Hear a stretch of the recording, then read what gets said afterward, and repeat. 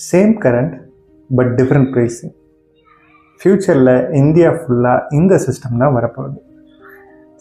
ரீசெண்டாக April 1 அன்னைக்கு பீகாரில் அவங்களுடைய எலக்ட்ரிசிட்டி போர்டு ஒரு புது சிஸ்டமை இம்ப்ளிமெண்ட் பண்ணியிருக்காங்க. அதாவது டைம் பேஸ்ட் எலக்ட்ரிசிட்டி டேரிஃப். இந்த 24 hours டைம் ஜோனை 3ஆக பிரிச்சுருக்காங்க. ஒன்று லோ டிமாண்ட். லோ டிமாண்ட் அப்படின்னா காலையில் 9 AM ஈவினிங் 5 PM வரைக்கும். அந்த நேரத்தில் நம்ம யூட்டிலைஸ் பண்ணக்கூடிய ஒரு யூனிட்டுக்கும் அவங்க ₹5.94 சார்ஜ் பண்ணுறாங்க. அப்புறம் பீக் டிமாண்ட், அதாவது ஈவினிங் 5 PM நைட்டு 11 PM வரைக்கும்.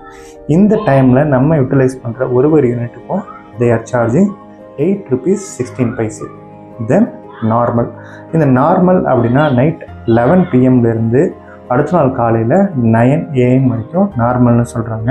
இந்த நார்மல் டைமில் நம்ம யூட்டிலைஸ் பண்ணக்கூடிய ஒரு யூனிட்டுக்கும் அவங்க சார்ஜ் பண்ணுறது ₹7.46.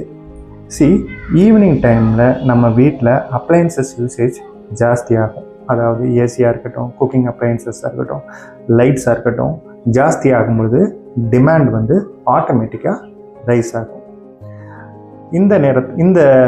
இதுதான் டிமாண்ட் மேனேஜ்மெண்ட் கான்செப்ட் அப்படின்னு சொல்லுவாங்க. இந்த சிஸ்டம் மூலயமா நம்ம 2 விஷயத்தை தெரிஞ்சுக்கணும். ஒன்று, பீக் டிமாண்ட் டைமில் நம்ம யூஸ் பண்ணக்கூடிய ஒரு யூனிட்டுக்கும் நம்ம எக்ஸஸாக பே பண்ணுவோம், கரண்ட் பில் ஜாஸ்தியாகும். இதே ஆஃப் பீக்கில் நம்ம யூஸ் பண்ணுறக்கூடிய ஒரு யூனிட்டுக்கும் நம்ம, அதாவது பீகாரில் அரௌண்ட் ₹2 கிட்ட கம்மியாக அவங்க பே பண்ணுவாங்க.